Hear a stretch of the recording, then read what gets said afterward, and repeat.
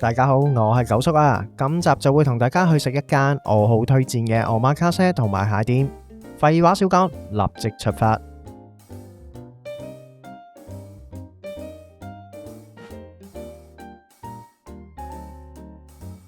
日元低水，去日本食玩購樣樣抵玩。九叔就梗係趁 yen 平去嘆翻餐，平常食完都肉肉地赤嘅活蟹宴。喜歡魚子醬啊，法國蘑菇啊，喂，2皮幾一客啊！今次幫襯呢間蟹專門店活蟹市喺名谷嘅購物放血區榮，係一間喺2022年11月先開嘅半新店。間鋪呢就離東山線榮站大概徒步4分鐘左右啦，相當就腳。活蟹市係一間就木契和風嘅裝修小店，鋪頭就唔大，成間鋪約莫坐到20個客左右啦。主打日本全國魚港直送嘅嚴選活靚蟹，春至秋季就食毛蟹、帝王蟹，冬天就近水樓台主打食月前蟹，所以喺月前蟹蟹季開來之後呢，就最旺場。因為今日得我哋兩口子食嘅關係，所以只能夠坐廳，但坐廳絕對有坐廳嘅好處喎，可以睇住師傅喺水缸將我哋訂咗嘅北海道活毛蟹撈出嚟，放喺碟上邊俾我哋驗明正身之餘，仲可以打卡。當然最緊要嘅就係現場睇師傅活拆鮮蟹啦。好大隻啦！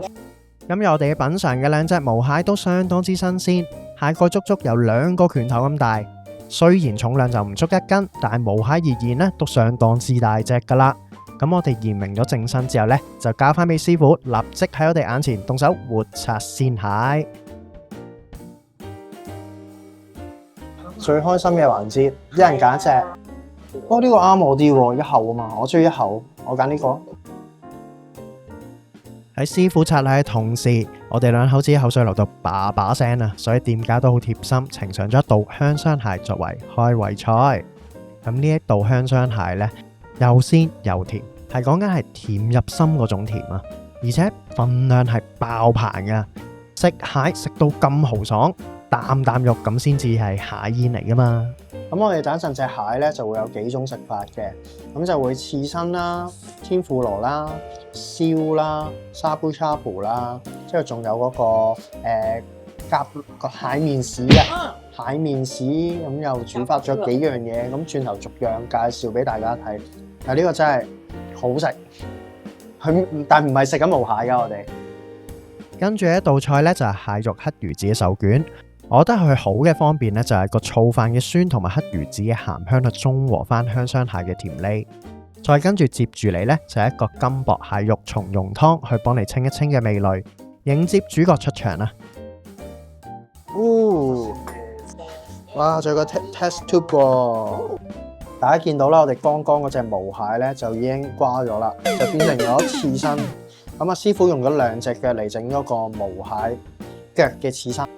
咁佢呢個比較特別，就係有少少玩意，就係 test tube 咁樣倒啲豉油落去咯，幾考師傅嗰個心機，即係用到盡隻蟹。你冇蛙喎，真係好淡啦，係真係大家見到係肥美喎。我立即可以俾到個結論，大家毛蟹係唔適宜食刺身嘅，係真係好淡，係淡到可以話係真係食個質感。菜式味道由淡到濃係蟹宴嘅基本法則，刺身、擦鍋、燒蟹腳、天婦羅、蟹膏、蟹肉、蟹膏苦飯依次呈上。我個人覺得啦，佢幾道菜都冇特別去賣弄花巧，係以最純粹嘅調理方式去表現蟹味嘅變化。係呢一間鋪對揀蟹處理上嘅自信表現，我個人呢係深表讚賞嘅。但係勝負啦就落在係毛蟹本身上啦。咁原來呢，新鮮嘅毛蟹呢，我個人覺得都有局限嘅，就係生食嘅時候呢係好淡啊，係淡而無味啊。烤之後呢，亦都唔見得蟹香味係好濃噶，只有喺擦鍋啊同埋苦飯嘅時候呢，係比較品嚐到佢蟹肉嘅細甜。唔怪之得話食蟹咧，往往都推薦毛蟹係清蒸係最好嘅。試個蟹先咯。係啊，食咗綠色好食啊！佢食個蟹啊，食個綠色。唉，甜鋪啦，新鮮食。好熱嘅。你教得嚟咧，入邊仲可以做到一顆顆嘅蟹肉。咖粉唔係我明唔係，因為我再試下點咩鹽啦。推鹽好食喎，我覺得。其實我都好少點嘅。咁咪食啱鹽得啦，做乜食蟹啊？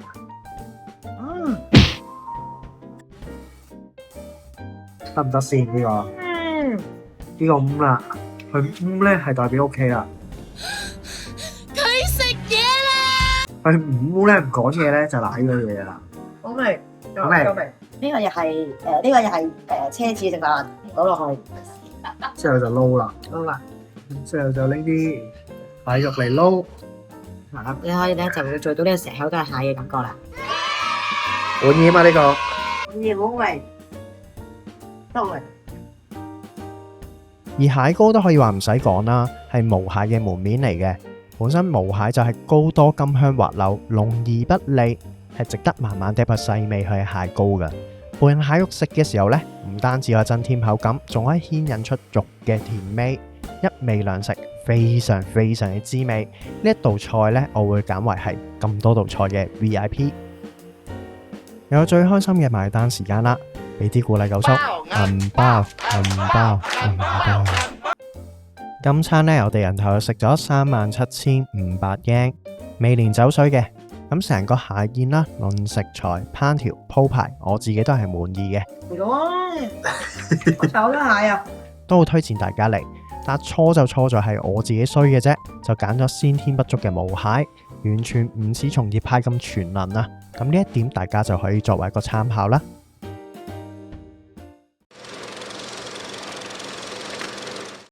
九叔返鄉下必做一件事，一餐我媽卡西梗係唔少得啦。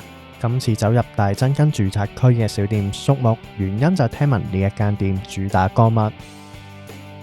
鋪頭最近嘅車站係名鐵深下站，徒步過嚟呢大概6分鐘左右。壽司呢就將魚分成3大類，肉身呈紅色嘅呢就叫赤身魚，例如吞拿魚、劍魚；肉身呈白色嘅呢就叫白身魚，例如鯛魚、比目魚；而乾物魚啦就係銀皮魚，例如青魚、沙甸魚、臭刀魚、水晶魚等等。乾物係3種魚當中最難搞嘅一種魚，主要原因就係好快會失去咗佢新鮮度，唔新鮮嘅話食落去就會覺得好鬼死腥。0分。想保存得耐呢，就要功夫多多，例如醋漬咁啦。而醋漬呢，又要睇師傅嘅經驗同埋功力喎，所以坊間主打乾物嘅鋪頭真係唔算多。今日嘅主角生活鋪仔嘅細細大概坐到15人左右啦，冇靚靚嘅裝修，行日本家庭式經營小店格局，由滿頭銀髮嘅金城大將主理。大將呢曾經喺銀座老鋪堪8分之名國壽司堪修行多年，之後獨立至今超過30年啦，創出屬於佢嘅金城樓。大將年紀唔輕，但所有壽司工序由佢一腳踢處理，好似演唱會握手位睇佢處理食材，絕對係視覺嘅享受啊！挑骨快很準，握壽司爽快利落。咁佢係一嘢掌落去。你嘅鐵砂掌咁厲害，我哋經已好驚。最難得係佢好 top 得，邊講邊做，係買少見少嘅昭和風格大將嘅特色。好勁！哦，你嗰個多啲嘅，即係會玩嘢同你交換。係啦，就話我嗰個多啲嘅，即係都係 sweet 嘅。其實師傅都其實老環同周八通咁嘅款咯。加上鋪仔主力做街坊生意，喺大將帶動之下，大家互斟互飲，你請我一彎時，我又請你飲一彎，一人拍一杯，拍到冧為止。邊食邊吹水，吹到天南地北，所以成餐奧馬卡西嘅氣氛呢係非常非常之熱鬧。你可以再加上。依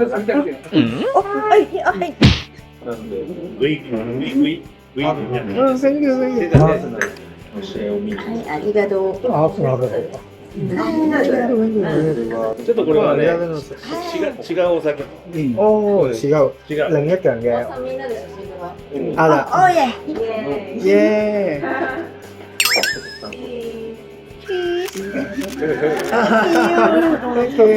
！Thank you。想飲酒啊，都係自己嘅雪櫃攞。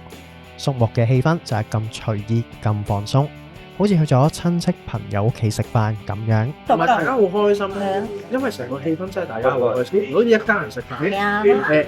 遠房親戚啦。すいません。啊，注意黑度㗎。すいません。すいません。黑度。好心。至於食方面，我覺得心情靚好自然會提升對味道嘅評價，難言客觀啊！但我會評價粟木嘅整體味道比唔上頂尖，但拍得住一線味嘅名店。血嘅係高級感，冇打卡元素，調味上嘅細膩同埋層次，但食材方面呢，就真係好新鮮啦，本色好豐富，包羅萬有，主打係乾物、貝類同月子，我覺得係高水準嘅。我諗我第二、第三次覺得，咦，沙甸魚又好食嘅。驚喜方面呢，就有口感爽脆嘅虎河豚薄翅。喺味道咧，其實係冇唔係話太有味道，但就好爽脆咯。佢仲要點埋呢個？嗱咁咧就會俾翻一個醋汁啦，去俾你哋點。清甜 Q 彈嘅山月子薄翅 Apple 嘅刺身我真係覺得好驚喜，鮮度100分嘅白子，亦都唔缺主流必有嘅赤身、拖羅、海膽同埋三文魚子，20幾件壽司，食到我飽到行唔喐咁滯啊！但係其實我有一樣嘢係挑剔過嘅，佢嘅醋飯咧係真係偏酸。埋單唔計酒水，人頭約莫2萬yen左右到啦。喺我心目中，我覺得係超值嘅，豐富啦，好食啦，充滿人情味。下次再去名谷呢，我係會再去食嘅。哇，真係好好啊！因為金城大將見一次少一次。嚟緊下一集，我哋會先離開名谷，介紹我哋喺今集住嘅酒店。咁中意呢條片嘅朋友，麻煩你幫幫手訂閱、like and share。下條片見。